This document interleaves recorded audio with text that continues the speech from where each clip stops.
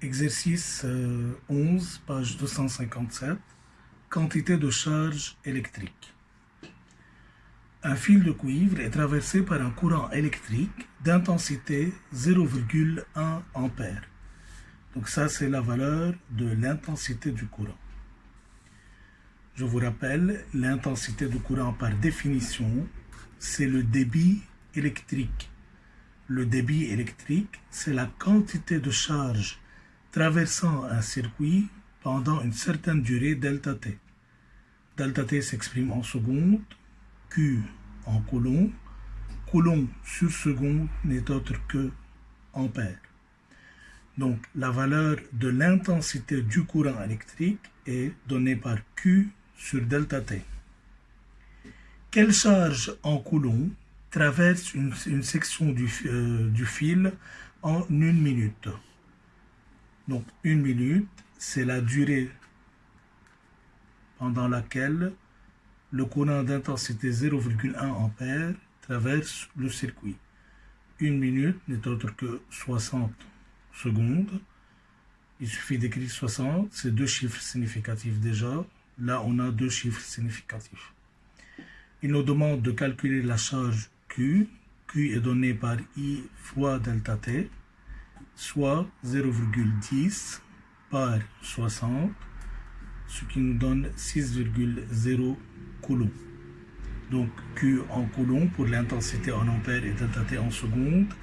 Et avec 2 chiffres significatifs, on écrit 6,0 coulombs. Combien d'électrons sont nécessaires pour obtenir cette charge? Exprimer le résultat en mol.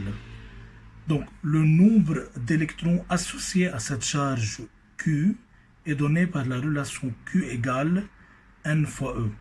Je vous rappelle, d'après l'expérience de Millikan,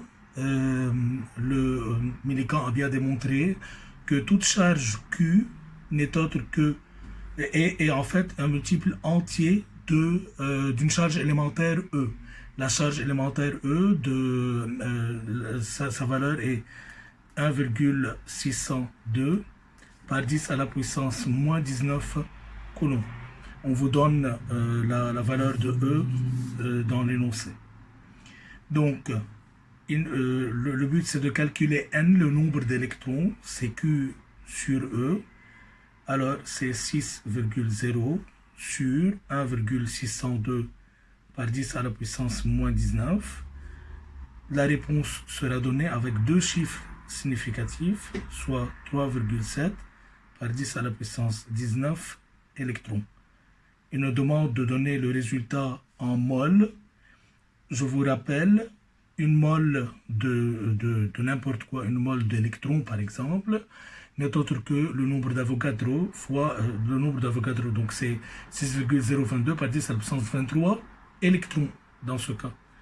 Donc pour trouver le nombre de moles d'électrons, il suffit de diviser ce nombre par, il suffit de diviser 3,7 par 10 à la puissance 19 par 6,022 par 10 à la puissance 23. Encore une fois, on a 2 chiffres significatifs et 3 chiffres significatifs. La réponse doit être donnée avec 2 chiffres significatifs, soit 6,2 par 10 à la puissance moins 5 mol d'électrons. Ça, c'est le nombre donné en mol d'électrons.